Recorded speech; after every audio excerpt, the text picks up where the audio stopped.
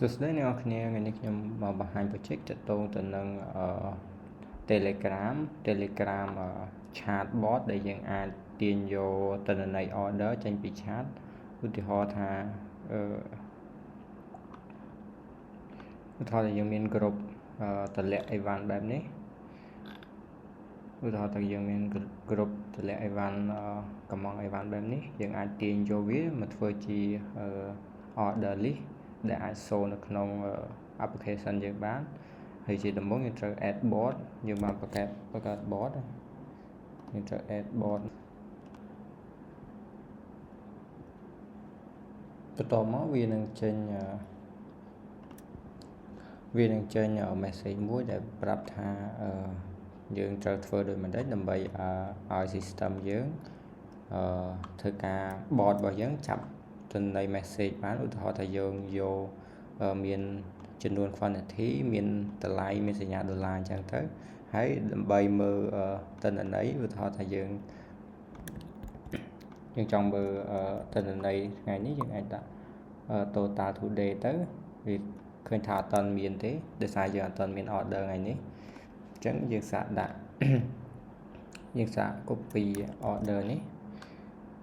ហើយយើងសាកឧទាហរណ៍ថាគេមានការ order យក solar 2 គ្រាប់តម្លៃឧទាហរណ៍ថា$30អញ្ចឹងយើងអាចចុច enter មកតមកទៀតវានឹង record ទុកនៅក្នុង system ហើយយើងអាចcheck មើល total today ឃើញអត់យើងមើលរបាយការណ៍ today order 1 quantity ចំនួន2ហើយ total $30អញ្ចឹងហើយបើយើងចង់ update ក៏វានេះបានដែរវាឧទាហរណ៍ទៅចាក់ update ដាក់ថា31វាក៏ update ទិន្នន័យនេះដែរយើងអាចចុចធ្វើការចូលម្ដងទៀតវានឹងឃើញ31អញ្ចឹងហើយចំពោះការចាប់តម្លៃនេះយើងប្រើជា AI យើងប្រើ AI របស់ Hawkface យើងអាចចូលមកក្នុង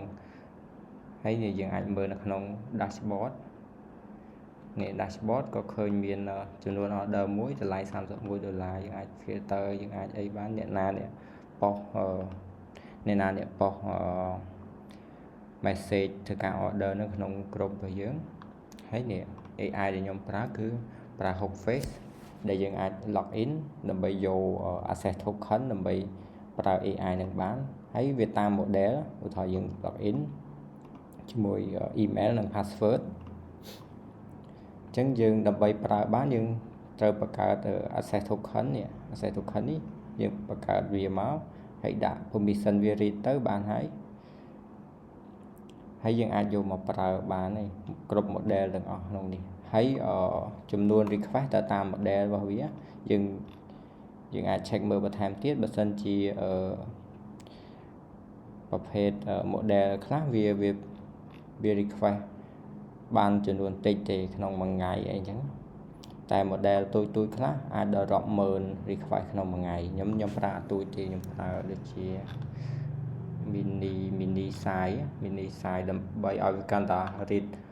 ទិន្នន័យឲ្យវា read ទិន្នន័យ message របស់យើងហើយឲ្យវា convert ទៅជា JSON យើងយកមក store នៅក្នុង data table របស់យើង